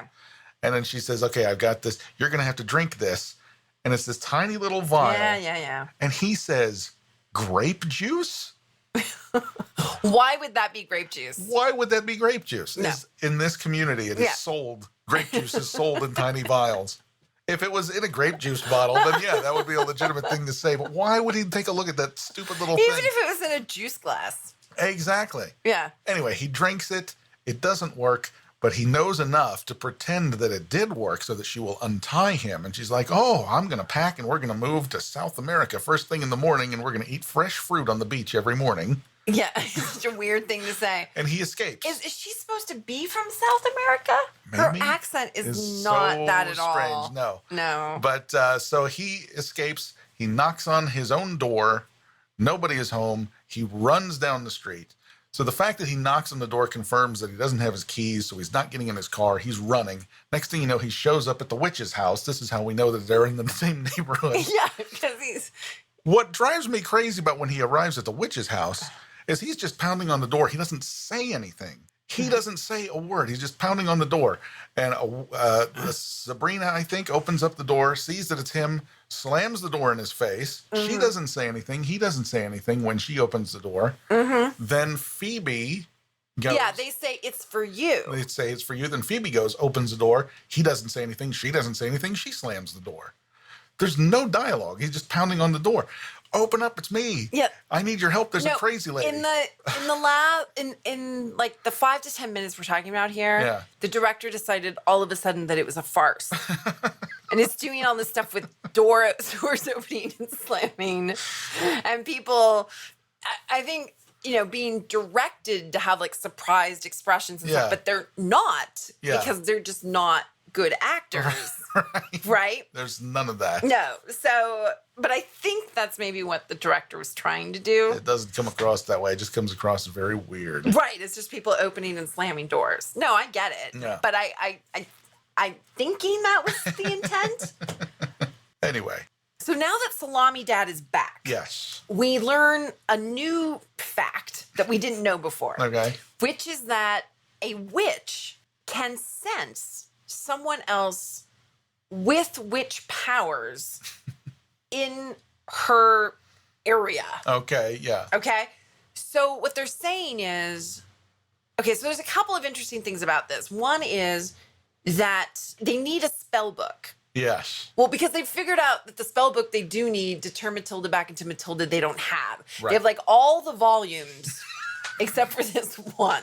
Volume 3. It'd be like having the World Book Encyclopedia, but you're missing G. Yes. That Right? sucks. And so it turns out that you've been asked to write a report on gorillas, and G's the only one you don't have, right? Yes. That's exactly what it's like. Right. So they say, well, because if any of us went over there, she would sense that we were witches. So we're going to send Salami Dad Right. To go get the book. to go get the book. This is a great idea. It's- This is the first good idea anyone's Anybody's had ever in this had, whole yes. movie. However, the cousins and Noelle, have already gone across the street. right, they think they need to take care of Yes. it. And they're terrible at this. It's the worst thing ever. Yeah. Where two of them, where the one in the black sparkly dress is like, I can get the book. Right. Right. And so Noelle and her other cousin, who's the one who can't lie. Right. So don't get her involved because this is going to require lying. Absolutely. Are trying to talk to Fiona while the other one is getting the book, but they don't even take her into another room. No. They're all in the same room. And the girl in the sparkly dress is literally standing like 3 feet behind her, rummaging through all her stuff. Right. So not only does she hear her, obviously, but we've also established that she can tell that there's a witch in her presence. Absolutely. And all 3 of them are witches. Yeah. So she's like, 3 witches have come to my door. Yeah, which she knew from the second But they she knew showed up. immediately. Yes. Yeah. Oh my God. This is not good. And when she does find the book, she says, I got it. Yeah, that's right. In sort of a whisper yell. I got it. It's what's called a stage whisper. Right. Yeah. Yeah. Hey, guys. I got it. She's holding it up, pointing to it. I got it. It's right here. I'm going to sneak out. Fiona, of course, doesn't turn around because she doesn't have to. Yeah. She's like, I know you're here. You know, she exclaims. You've got the Book of Magic, Volume 3. Yes. At this point, the girls start fake crying. Which is terrible. But I think it's supposed to be. I think this is the only time where they're supposed to be bad actresses. You can let it be bad at that right? point. Yeah. And so Fiona wants to know why they wanted that book. Right. Right? So she's going page by page through the book and thinking like, what could you possibly need for this? Yeah. When she turns to the page that has the spell they're looking for on it, all 3 of them go like this. That's it. Right. And she says, aha. So it's literally this. We're fake crying. Aha. That's that scene. That's it. Oh my God. Yeah. Whew. So she doesn't want them to have the book. No. They need the book. That's a problem. The girls get away. They go home. Then now, oh wait, or no, they don't.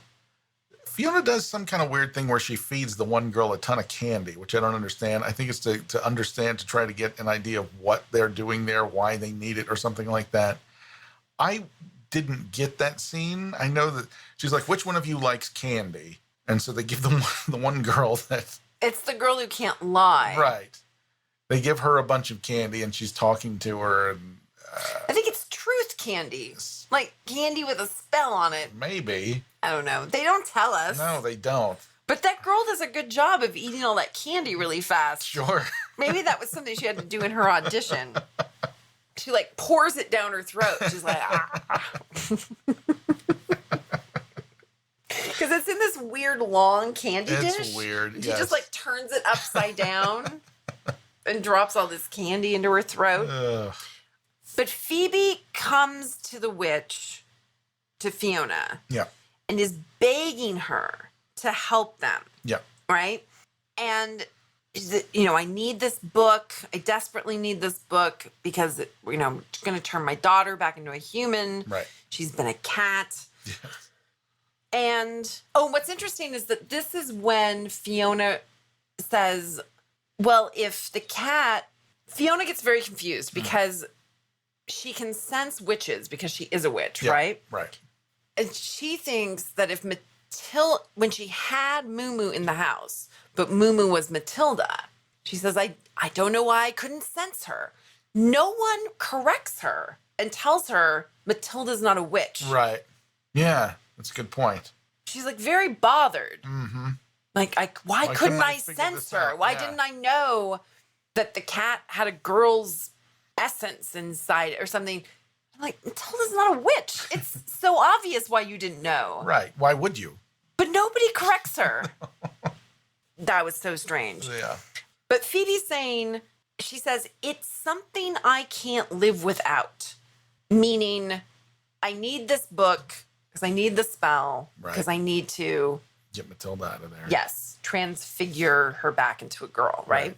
But again, I don't feel Phoebe's urgency because Matilda still has not indicated that she's got a heart of gold. Right. Right. Now, there was a description I read of this movie. I think it might be the one, if you look it up in the library district. Okay. That said, a girl gets turned into a cat and learns to love others or something like that, like while she's a cat. Yeah. But there are no lessons learned. Right? Well, I think at the point, like pretty much immediately before, spoiler alert, Matilda gets changed back. Well, I'm sure everyone was expecting that. She does kind of say, I promise I'll never be bratty again or something like that. I don't know why I think the only thing she learned is if she's a pill, that someone will turn her into an animal. Yeah. Not that, I was expecting, like, as the family cat. Right. Like, if they had not realized that she'd become the family cat. Yeah. And they were still treating Moo Moo the way they treat Moo Moo, which is, to give Moo Moo all the tarot card readings that he would want and to love him and pet him and all these nice things. And you sleep in the bed and everyone's cuddly and, and you learn the warmth of a family. Yes. Right? Then, okay. She's like, no, I want to be a part of the family. I know what it is to be a loved member of a family. Yes. None of that happens. No, not really. And it could have just as easily gone the other way where she says, you know what, Mr. Jackson, get me away from all these crazy people. They're witches. I don't want to have anything to do with this. And there shouldn't be any reason why I have to be stuck with a bunch of witches that turn me into a cat. Right. And that doesn't happen either. No, it doesn't. But it could have. It could have gone either one of those ways. Yeah. And they don't do some sort of memory wipe on her either. No. She knows what happened. It's weird. Yeah. Before any of that happens, before Matilda gets turned back into a girl, and Moo Moo is himself again, which I feel is not given enough attention at all in the movie. Like, Moo Moo needs to be himself. Right. That's not okay. The other witches come across the street. Yeah. And there is a witch battle. Yes. Like, this is a climax of the movie. Right. The witch battle consists of this. A lot of screaming. Yes. And a wind machine. Yeah, some wind blows. Some words are exchanged. And that's pretty much And that's it. And then it's over. Yeah. Fiona admits that she moved into that house because she was jealous of them and wanted to learn from them. Yeah, after some screaming and a wind machine, everyone just makes up. Yeah, everybody's cool. Everybody's fine. Yeah. They reverse the spell. We don't get to see the transformation again. There's no special effects.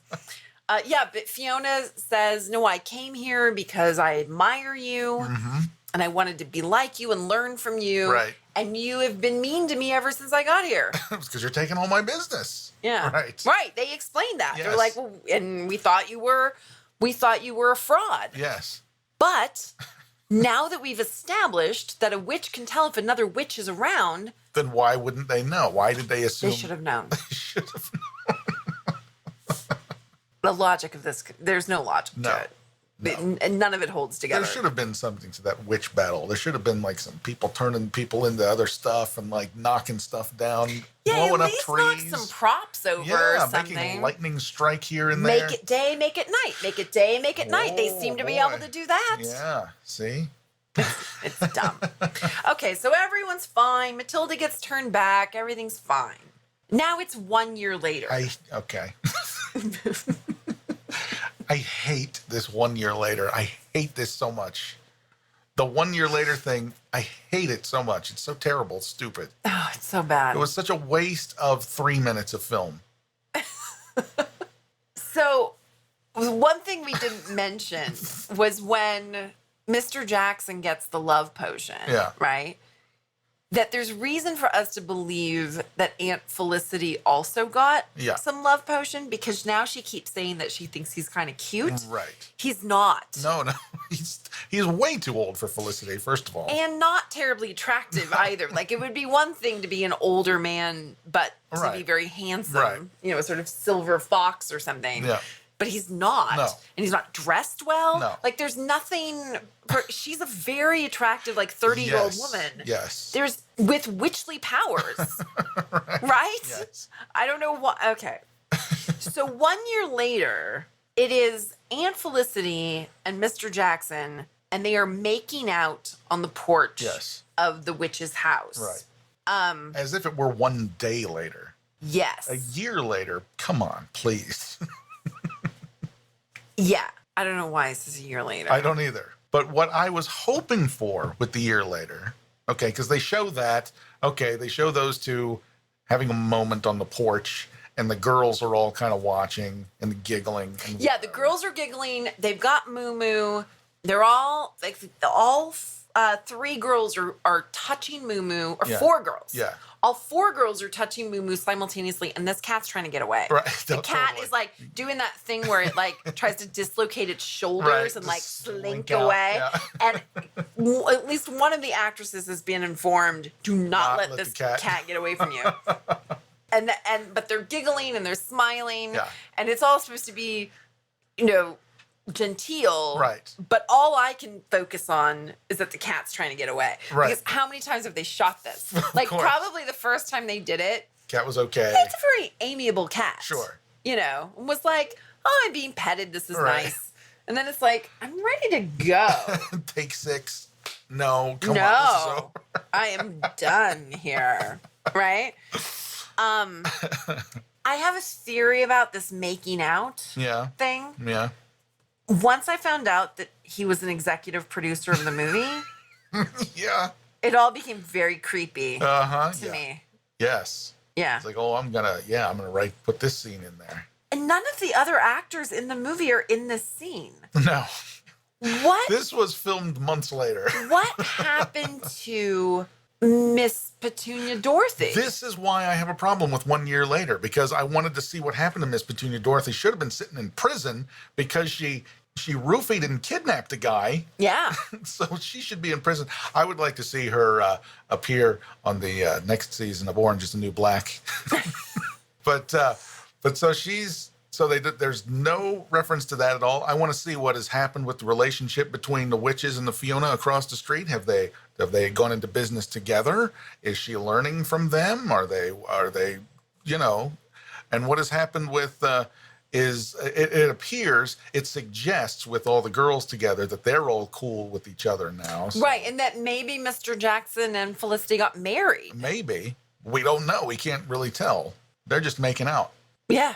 But I mean, there's so much more that they should have gone into with this 1 year later. And it made me angry that it was just this one stupid scene of them on the porch making out, which they didn't need to show 1 year later. Yeah, that could have been later that afternoon. Right. I want to know what happened to Petunia and what happened with Fiona. That's what I want to know 1 year later. What's that situation like? Yeah, because all we got was like a sitcom conclusion Yes. in the, you know, we're going to make the wind blow and then we're all going to be good with each other. Right. And we're It's going to all help good. each other cast a spell. Happy ending. And here's Matilda. Yes. And yeah, exactly. Big deal. Where is Miss Petunia Dorothy? I don't know. Like he gets away, He got away, but we don't see her come after him. she came back to Fiona's house because she wanted her money back because the potion wasn't real. Oh, yeah. And she runs into Baloney Dad there. Salami Dad. She's like, did it again. She ran into Salami Dad there. And there's some chasing around going on there, and he's still trying to pretend like, oh no, you disappeared. I was looking for you. I've been looking for you all Oh day. yeah, there is a weird moment where she's trying to get him to kiss her. Yes. And he gives Oh, yeah. her like the most tiniest peck. Right. And she says, "That is the most passionate kiss I've ever experienced." And he's kind of like, "You've ever been kissed before?" Poor Petunia. Yeah. I will say this: among all the actors in the movie, she was my favorite. Really? Yes, I think the choice of that accent, as weird as it was, I don't think it's a choice. I think that's just her accent. I think I thought it was great for that character. and you know, everybody's performance was stiff and self-conscious. Right. And hers was as well, but it worked. It made me laugh. Something about the way that she acted in this film made me laugh and made me enjoy it. So, but here's something interesting I found out about her, because I looked her up on IMDb. Right. And her name is Irit Hoffenberg. Right. Is she German? I don't know, but she's been in that and one other film. But that Treasure Hunters film, the other film she's been in, same production company. Same production company. All right, and here's the thing, though. She's not an actress. She's a CPA. Oh, my goodness. She's a CPA in Beverly Hills with this company right here, ActTax. And if you go to the website and go to the About Us page, there she is right there. Wow. So she's... Look at that. So she's an accountant. Look at that. She's a certified public accountant. Yeah. I want you to call and find out if that's her real accent. Wow. I'll bet you $5 it is. I bet it is. Yeah. Because I don't think you come up with that out of nowhere. I don't think you do. I don't think someone that's been in 2 movies from this one production company that's not a professional actor is going to have that. Maybe she takes a lot of acting classes. I bet she does. I mean, she might be. Yeah, she's probably. I mean, she's in LA, so you know. Yeah. But good for her. She's much more attractive in her professional picture for her website than she is in this movie. I mean, and that's part of it. She's not supposed to be. Right. Wow, that is interesting. Yeah. I wonder if she financially supported the film as well. Maybe. Yeah. Or may have done payroll or something on this. Sure. Who knows? But that's what I found out about her. I had to do a little digging on her because she was my favorite person in the whole movie. Even though she's insane and should be in jail. Yeah. I think for me, I thought of the 4 girls, I've said it before, but the one who plays Noelle, I think, was the strongest. Right. I also enjoyed Aunt Felicity. And I think in the scene where she gives a tarot reading to Moo Moo, I think she's doing excellent work. I think she did, she did a good job. Yeah. And she manages to, because she's got, like, having to say lines about Mr. Jackson being kind of cute, and she manages to make those believable. Right. I think she's doing a good job. Yeah. Yeah. Good for her. Yeah.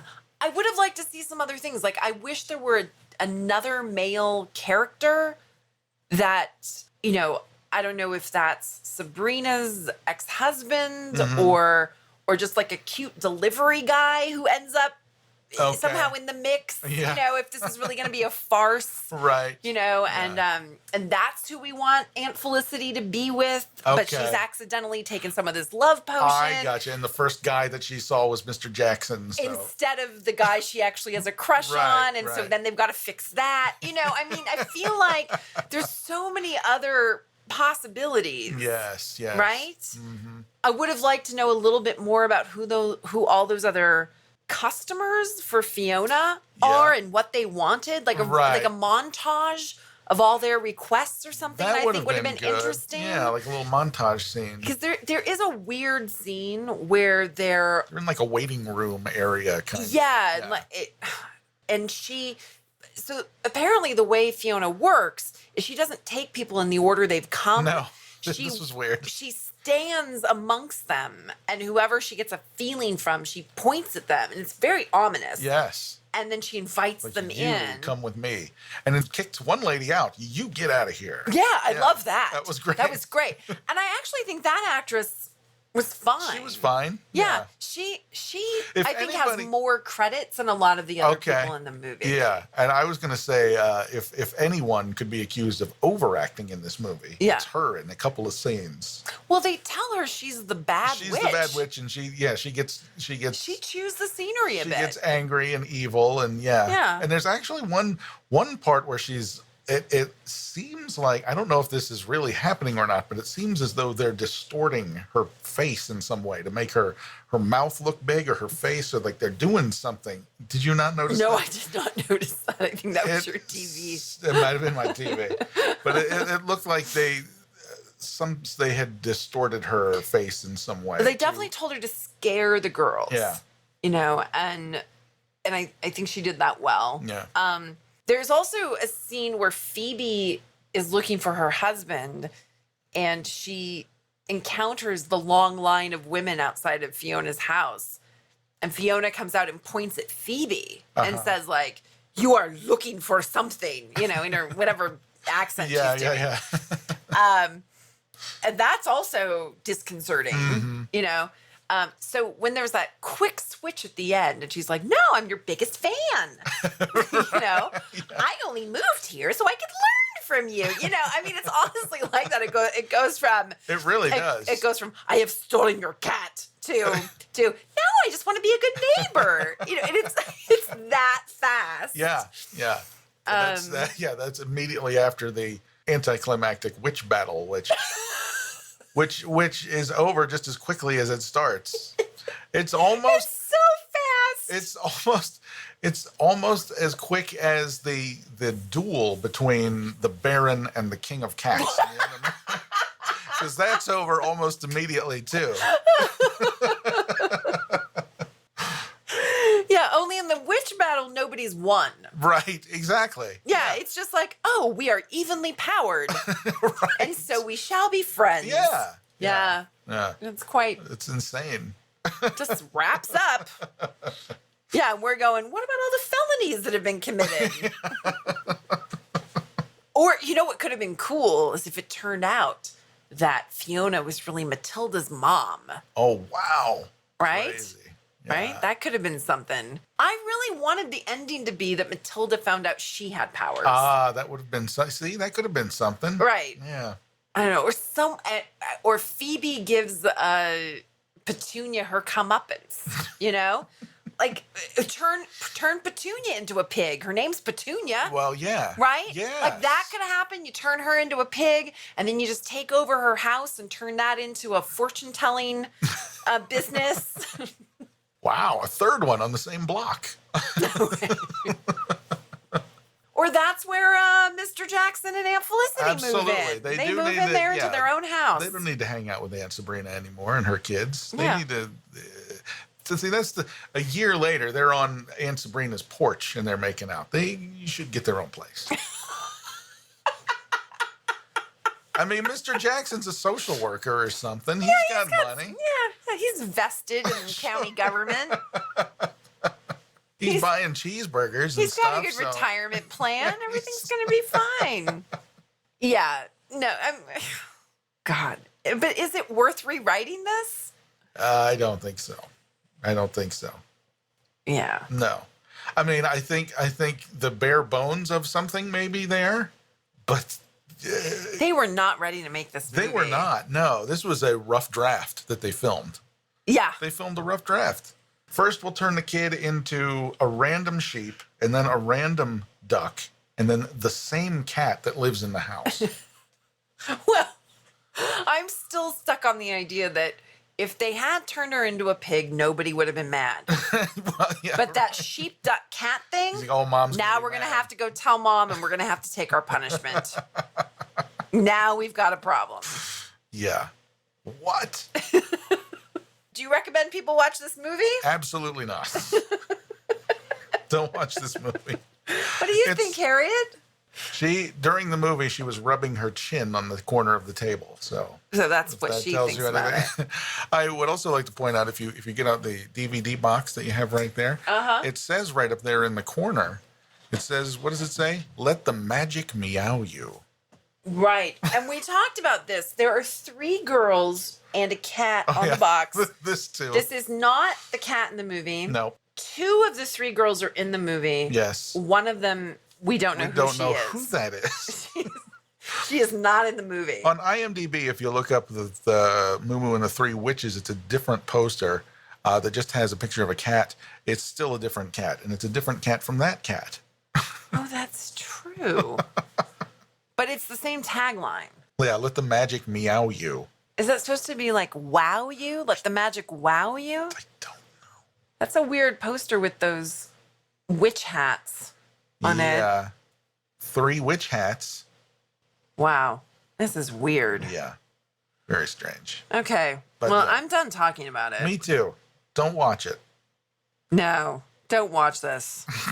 I don't think you can find it anyway. If you really wanted to, you'd have to dig really hard. I mean, I accidentally came You across found it by accident. Yeah. So. But we watch them so you don't have to. We've said it again. You've said it before. We've said it before, and I'll say it again. Probably say it again. Okay. That's well, all we got. that's all we got. Go play with your cats. Go play with your cats.